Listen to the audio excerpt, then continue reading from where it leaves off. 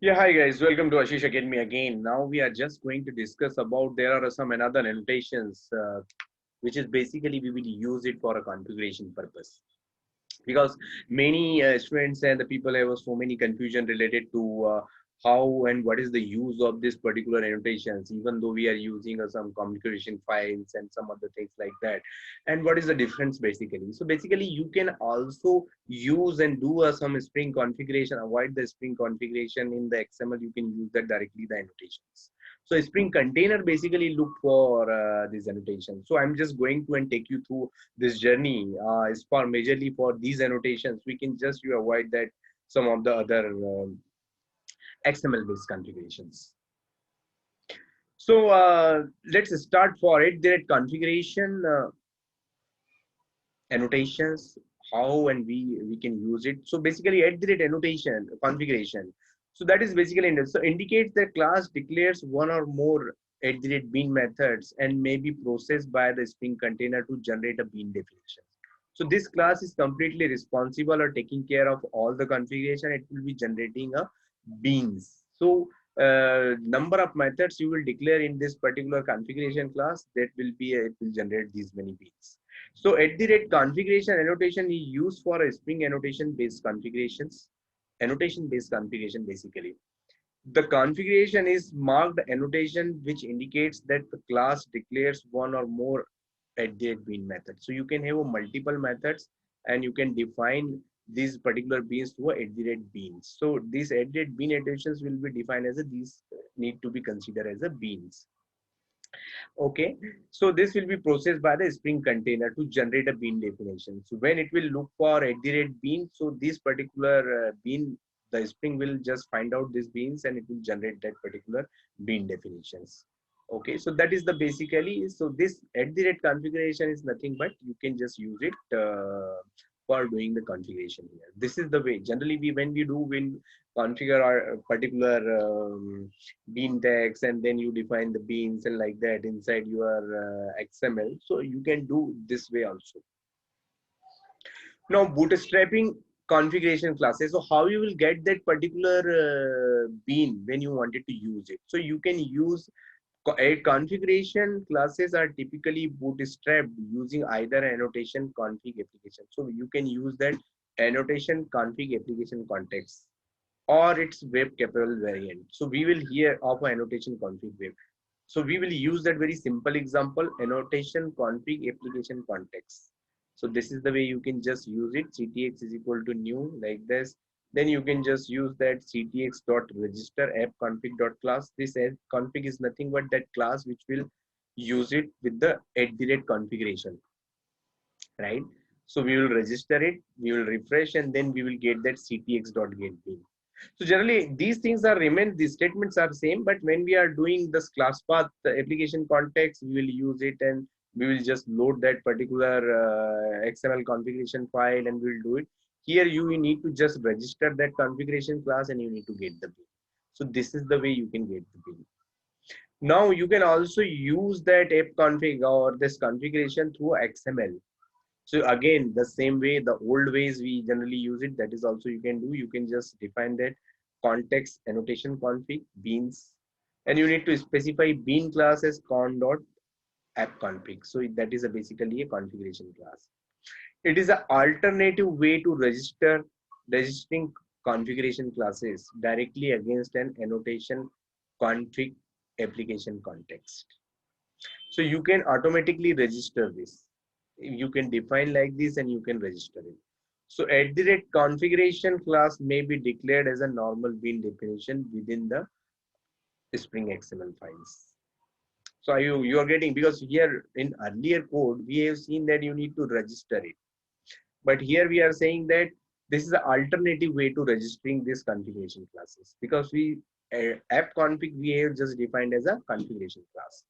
In the example above, we have already seen that it is required this annotation config. This is very much required in order to enable configuration class post processor.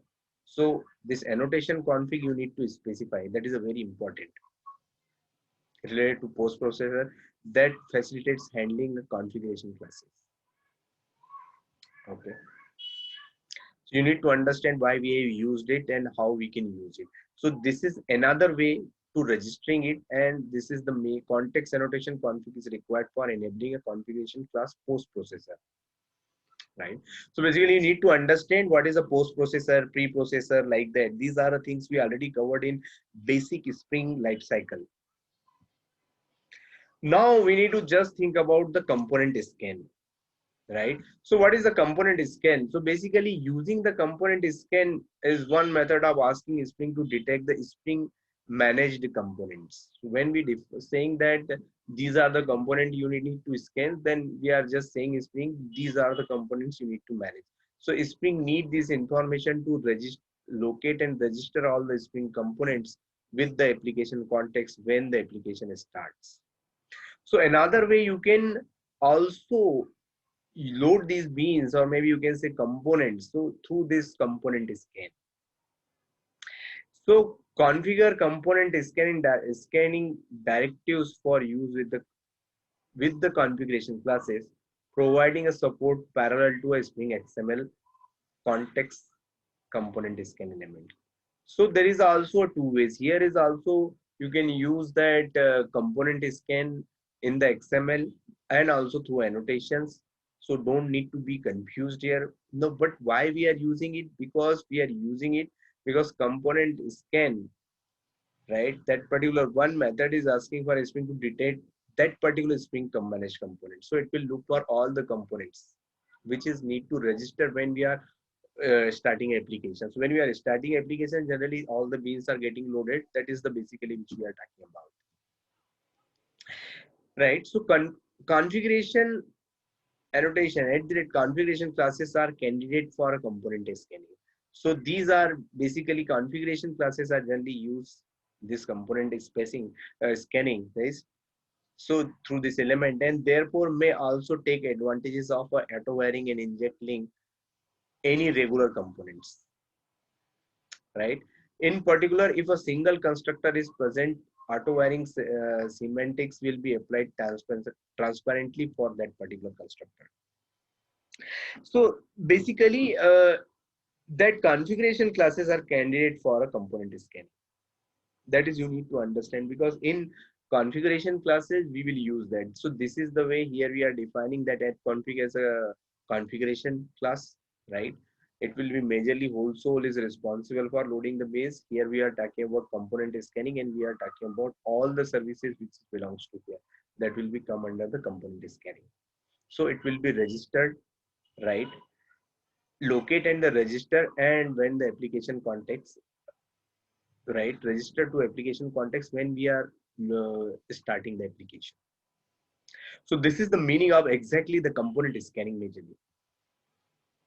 Now property sources, so we also need to understand, because generally when we are using the property files, we need to spine through tags in our Spring XML.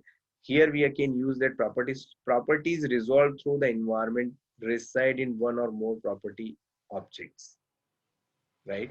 The configuration classes may contribute property sources to the environment object using the property sources. So you can also load the property files basically through, you can specify at the rate property sources, where you can specify the path of that particular property through, this is the way. And here we can inject and through environment. So we also need to use that environment is another object. So this is the way you can load the property files, because maybe people can ask to you, interviewer can ask to you how you will load the properties, what is the use of. So that is you need to understand it. Now the at the rate value annotations, so that is also, it is very much, it is externalized, the value may be injected into a configuration classes using the value. You can also particularly inject that particular any other externalized values, any other outside values you can specify. So you can use the at the rate value where you specify the bean name, and you can just load that bean name through this, right? Because here we are not specifying my bean, and bean name is different, but you can load any other bean and you can specify in the value, and then you can load that particular bean name from here, and that bean name is coming from the app.properties. So this is the way also you can load it and you can specify it. Now the profile. So basically, profile concept is coming. Maybe you heard about when you have done the deployment, and very fresher people don't very much go into a deep side. It basically there are multiple profiles you can create in a particular server. So multiple profiles, how you can use it, this particular configuration. So you can specify the configuration class may be marked with the profile annotation to indicate they should be processed only if the given profile or profiles are active. So basically there are multiple profiles like development, production, UAT like this. So you can create a multiple environments like that. So basically we have a concept of a profile. So this particular configuration will be applied and processed only when the profile is development. So you can load that particular configuration based on the profile also. This is the way you can also, if you have a profile like a production, so this particular configuration will be loaded. If you have a configuration with this particular will be loaded, something like that. You can categorize it so that each and every piece, each and every details will not be getting loaded. So basically these things you can control and customize it. Earlier days, if you specify everything into XML, Spring being XML file, everything will be getting loaded, but you can just twist and then you can categorize it. You can load it as per your own profile based concept. So that is basically the concept. Now there is also concept of a lazy loading. So here is also a concept, because you don't need to load all the beans into a one shot, because it's also taking a time to starting into a server. Let's say if you have 1,000+ classes in your one single project, everything you are getting loaded. So that is also a very much making a difference. So by default, @bean method will be eagerly instantiated at container bootstrap time when your container or your application getting started. To avoid this, configuration may be used in the conjunction with the lazy. So you can specify at the lazy annotation to indicates that all the bean methods declared within the classes are by default lazily initialized. Right. So note that lazy may be used on individual in beans method as well. So you can individual method beans also you can specify particular, and you can configuration level also you can use that. So basically that is the concept of a lazy initialization, request mapping, and these things I already covered it. Context I already covered it. So these are the basic things you basically need to understand when we are using, because these maybe you will see these annotations in sometimes and people are getting confused why we are using the component scanning, why we are using a configuration, why we are using these things. So you need to understand why we are using it. I hope you got the point.